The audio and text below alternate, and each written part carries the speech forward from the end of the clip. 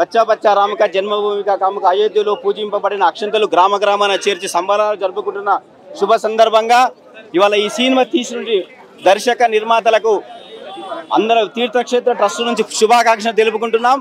ఇవాళ ఈ సినిమా హనుమాన్ చాలీసా, ఒక సినిమాలో హనుమాన్ చాలీసా పెట్టి ఇంత సాహసం చేసినటువంటి ప్రొడ్యూసరు డైరెక్టర్లకు అందరూ కూడా ధన్యవాదాలు తెలుపుకుంటున్నాం. బట్ అయోధ్యలో భవ్య దివ్య రామ మందిర నిర్మాణము 22వ తేదీ విగ్రహ ప్రాణ ప్రతిష్ఠ జరుపుకుంటున్న శుభ సందర్భంగా ఈ యొక్క సినిమా రావడం అనేది రామ భక్తులు ఆనందపడే సమయము. రేపు 22 దీపావళి పండుగను జరుపుకుంటున్నాం.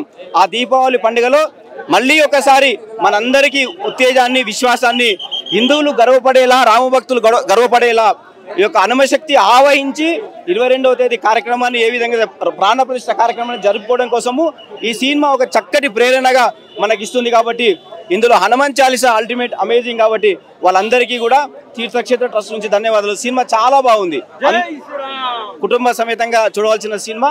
అందరం చూస్తాం. ఈ సినిమాను విజయవంతం చేసుకోవాలి, మళ్ళీ ఇలాంటి సినిమాలు తీయాలనే ఒక ప్రేరణ, ఉత్సాహాన్ని వాళ్ళకి కలిగించినట్టుగా మేము ఈ సినిమాను విజయవంతం చేయిస్తాం. జై శ్రీరామ్. సో పెట్టిండే బడ్జెట్ కి చూసే విఎఫ్ఎక్స్ కి నిజంగా ఇంకా ఎక్కువ అమౌంట్ పెట్టింటారేమో, ఆ లెవెల్లో చేస్తారనమాట వర్క్ అయితే. సో ప్రొడ్యూసర్కి అయితే 100% చెప్తాను, మంచి పైసా వస్తువులు అనమాట. మంచి టైంలో రిలీజ్ చేస్తారు. నార్త్లో అయితే వాళ్ళకి ఇంకా మంచి టైము. సో కాబట్టి ఓవరాల్గా మంచి మూవీ చూస్తానని ఫీల్ వచ్చింది. కాంపిటీషన్ ఉంది. ఇప్పుడు నేనే నైట్ 1 o'clock మూవీకి వెళ్తాను గుంటూరు కారం. అంటే ఎట్లా చూసే వాళ్ళు చూసేయచ్చు అనమాట. మనకు అన్ని మూవీస్ కవర్ చేయొచ్చు. బట్ ఈ కంటెంట్ విషయంలో ఏది బీట్ చేస్తుంది అంటే, ఇప్పటివరకు నేను చూసినది ఒక సినిమానే కదా. గుంటూరు కారం చూసిన తర్వాత అడిగితే 2 సినిమాలు ఏది బెటర్ అంటే నేను అప్పుడు చెప్పగలను. సో ఇప్పుడైతే ఇదే. కాబట్టి బీజిఎం బాగానే ఉంది. సాంగ్ కూడా ఒక సాంగ్ అయితే ఫస్ట్ హాఫ్ లో ఒక సాంగ్ ఉంటుంది, బాగుంది అనమాట. ఓవరాల్గా బ్రో మూవీలో వచ్చేసి అన్ని ప్లస్ లేవు. ఒకే ఒక మైనస్ ఏంటంటే అక్కడక్కడ స్లో పేస్ నరేషన్ ఉంటుంది, అదొకటే మైనస్. కానీ రిమైనింగ్ అంతా ప్లస్. హిందీలోనే ఇంకా బెటర్గా వర్కౌట్ అవుతుంది బ్రో. ఇప్పుడు ఎందుకంటే హిందీలో కార్తికేయ 2 మూవీని ఏ లెవెల్లో ప్రైజ్ ఇచ్చినారు వాళ్ళు. వచ్చేసి ఏ లెవెల్ అక్లైమ్, ఏ లెవెల్ అక్లాట్స్ వచ్చినాయి. ఎందుకంటే అక్కడ వచ్చేసి జస్ట్ ఒక్క సీన్ వల్లనే అనుపమ్ ఖేర్ గారు వచ్చేసి కృష్ణుని ఎలివేట్ చేస్తారు కదా. ఈ మూవీలో కూడా అదే విధంగా సముద్రకని గారు వచ్చేసి ఇంకా హనుమంతుని ఎలివేట్ చేస్తారనమాట. ఆ సీన్ అయితే నెక్స్ట్ లెవెల్లో ఉంటుంది. ఇప్పుడు మన కార్తికేయ 2 అట్లాంటి ఒక 2-3 సీన్లు ఉంటే దీంట్లో 5-6 ఉన్నాయన్నమాట. సో డెఫినెట్లీ హిందీలో ఇంకా కార్తికేయ 2 కంటే బెటర్గా వర్కౌట్ అవుతుంది. బానే ఉంది. ఎంతైనా ఓల్డ్ రవితేజ గారి వాయిస్ కంప్లీట్లీ డిఫరెంట్ కదా. విక్రమార్కుడు కావచ్చు, అస్లాంగ్ కావచ్చు, ఇప్పుడు కూడా బానే ఉంటుంది. బట్ ఆ కోతికి క్యారెక్టరైజేషన్ అంతా కూడా బాగా ఫన్నీగా బాగా జనరేట్ అయింది అనమాట వాయిస్ అండ్ చూపించినారు బ్రో. అంటే నిజం హనుమంతుని మనం చూసినట్లే ఉంటుంది అనమాట మనకు ఫీల్ వచ్చేసి. సో ఆ విధంగా చూపించినారు మనకు. కష్టం బ్రో, ఎందుకంటే సో యాక్టింగ్ కంటే ఇది కంప్లీట్లీ మూవీ వచ్చేసి కంటెంట్ మీద రన్ అయ్యింటే మూవీ అనమాట. తేజాకి ఇంకా మంచి గుర్తింపు రావాలంటే ఒక ఎక్స్ట్రాడినరీ కమర్షియల్ మూవీ తీసుకోవాల్సింది. రేటింగ్ నేను ఇవ్వలేను, బట్ డెఫినెట్లీ చాలా మంచి మూవీ.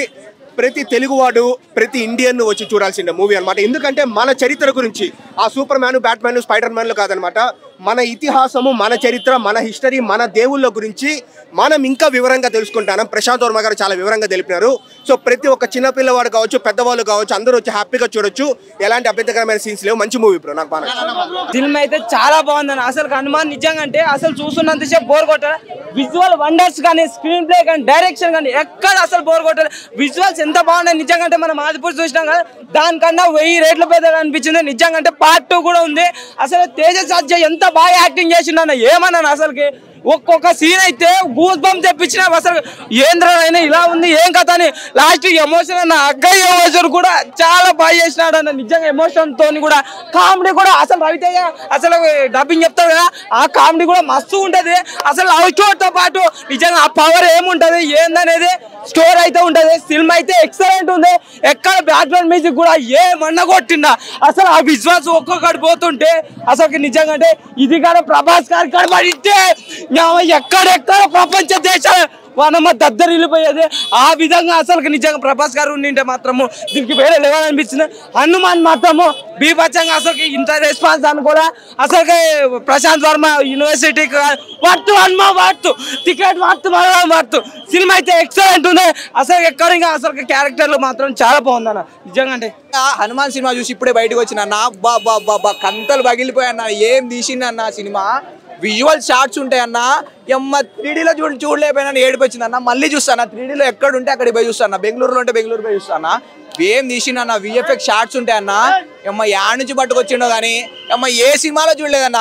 ఎక్కడో రోబోలు అక్కడ ఇక్కడ అవతారులు అక్కడక్కడ చిన్న ఈ కనపడ్డాయి కానీ అవతారు రోబోట్ ఏం పనికి రాదన్న. RRR కూడా నాకు తెలిసి తక్కువే అన్న ఈ సినిమా ముందు. ఏం విఎఫ్ఎక్స్ షార్ట్స్ ఉన్నాయన్న, వైట్ షార్ట్స్.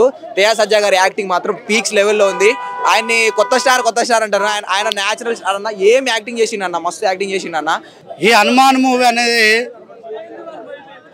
నేను ఎంతైతే ఉంచానో ఊహకు అందనంత స్థితిలో ఉంది. హనుమాన్ మూవీ అద్భుతంగా ఉంది.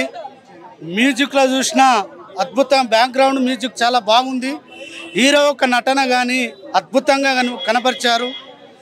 ప్రొడ్యూసర్ డైరెక్టరు మనం అనుకుంటాం రాజమౌళి సినిమా చూస్తే ఒక ఊహకందని రీతిలో ఉంటుందని మనం అనుకుంటా ఉంటాం. కానీ ఈరోజు మరో రాజమౌళి ఈ సినిమా చూస్తే కనిపించింది. చివరిన ఒక 10 నిమిషాలు అత్యంత అద్భుతంగా హనుమంతుడు ఆకాశం నుండి దిగొచ్చిండు అన్నట్టుగా ఏ మూవీలో కనిపించాలి కానీ ఈ మూవీలో కనిపించింది. స్టోరీ పరంగా కూడా అద్భుతంగా ఉంది. కొంతమంది బడా వ్యక్తులు ఈ సినిమా ఆడకుండా కొంతమంది అడ్డుకున్నారు. ఎందుకంటే సమాజం ఇలాంటి సినిమా చూడాలండి. సమాజంలో సంస్కారంగా ఉండాలి అంటే ఇలాంటి సినిమా చూడాలి. చిన్న ఒక పేదవాళ్ళు పల్లెటూరు కొంతమంది సినిమా మల్టీప్లెక్స్లో వచ్చి చూడలేరు.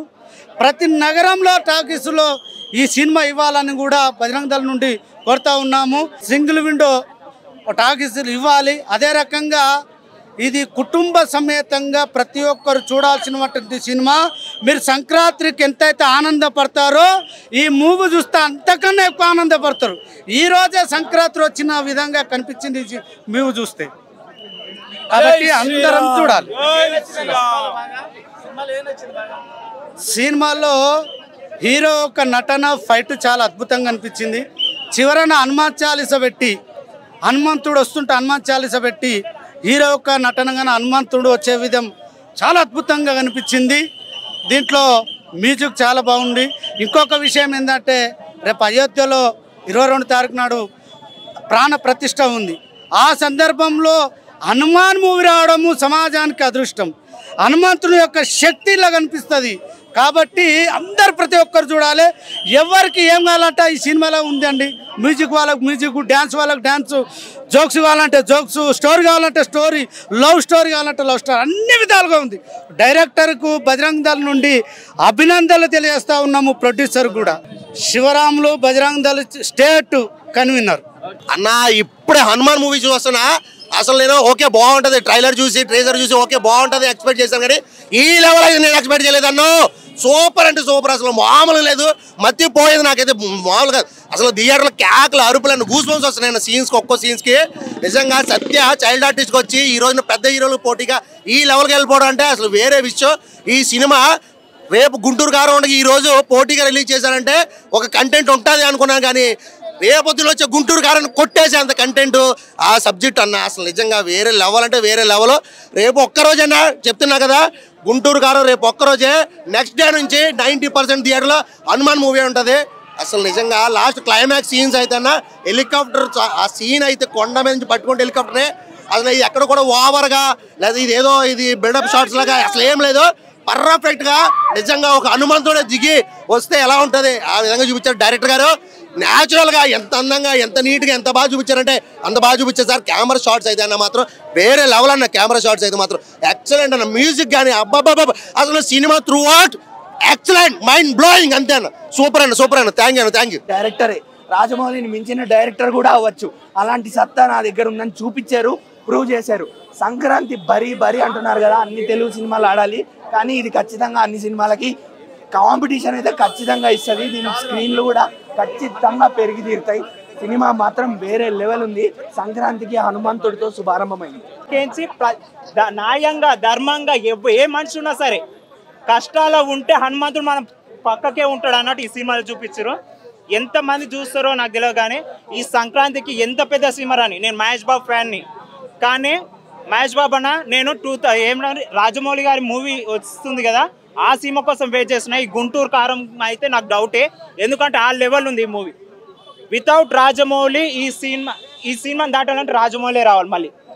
కానీ ప్రశాంత్ వర్మ అక్కడ మనం ప్రశాంత్ నీల్ని చూసినాం మొన్న సెలార్లో, ఆ సెలార్ని మించింది ఆ క్లైమాక్స్ ఒక్కటి అంత హైలైట్ ఉంది. ఎవ్వరు ఏం టెన్షన్ పడకుండా హనుమంతుడు మనతో పాటు ఉన్నాడు. జై శ్రీరామ్, జై శ్రీ ఆంజనేయం. నాసామిరంగా అవ్వచ్చు, లేకపోతే ఏంటి సైంధవ్ అవ్వచ్చు, ఏ సినిమా అయినా మనం చూసేది స్టోరీనే. సినిమా హాల్లోకి వెళ్ళంగానే చూసే స్టోరీ అని. ఒక సినిమా హిట్ అయిందంటే 90% స్టోరీ వల్ల హిట్ అయింది. ఈ సినిమాలో స్టోరీ చాలా బాగుంది. 55 కోట్లతో సినిమా తీశారు. ఒక 5 crores పబ్లిసిటీ ఖర్చు పెట్టుకొని. తేజ యాక్టింగ్ బాగుందండి. కానీ దీనికి సీక్వెల్ ఉంది. ఈ సీక్వెల్ని చిరంజీవి గారితో తీస్తే చాలా బాగుంటుంది.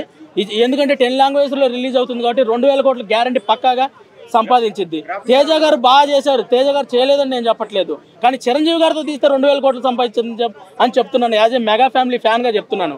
ఎందుకంటే ఇంకా దాని గ్రాండ్ స్కేల్ అనేది పెరిగిపోద్ది. చిరంజీవి గారితో తీయాల్సిన సినిమా ఇది. అసలు చిరంజీవి గారితో తీస్తే ఫస్ట్ చిరంజీవి గారి కెరీర్లో 1000 crores సినిమా అయి ఉండేది ఇది.